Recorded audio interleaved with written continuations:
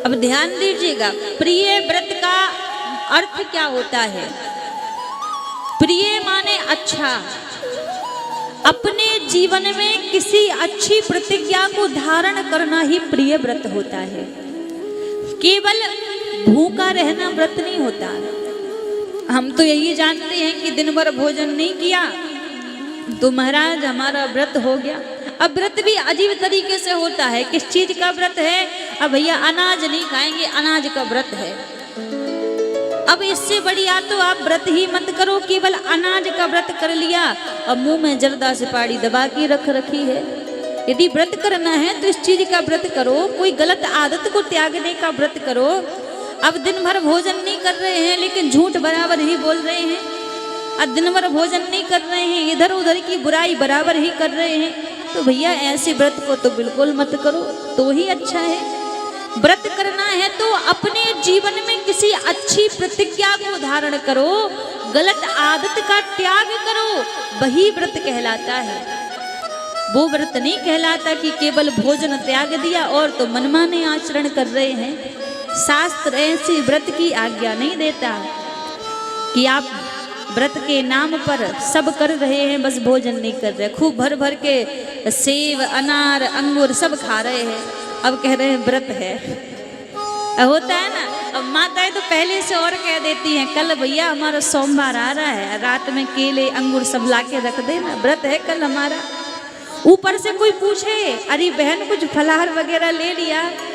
अरे अरे सुबह से गर्मी ऐसी हो रही है, पानी पे हैं, फलाहार वगैरह कुछ नहीं लिया है।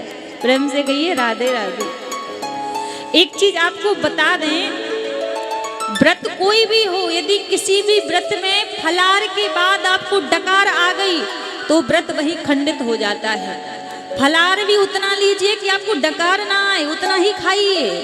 यदि फलाहार खाने के बाद डकार आ गई तो फिर वो व्रत आपका खंडित हो गया। शास्त्र विधि है, शास्त्र का नियम है। फलाहार लेने के बाद व्रत में आपको डकार नहीं आनी चाहिए, क्योंकि डकार तो भोजन करने के बाद आती, जब पेट पूरा भर जाए। तो पेट भर के फलाहार कर लिया तो फिर काहे का व्रत? प्रेम से कहिए राधे राधे।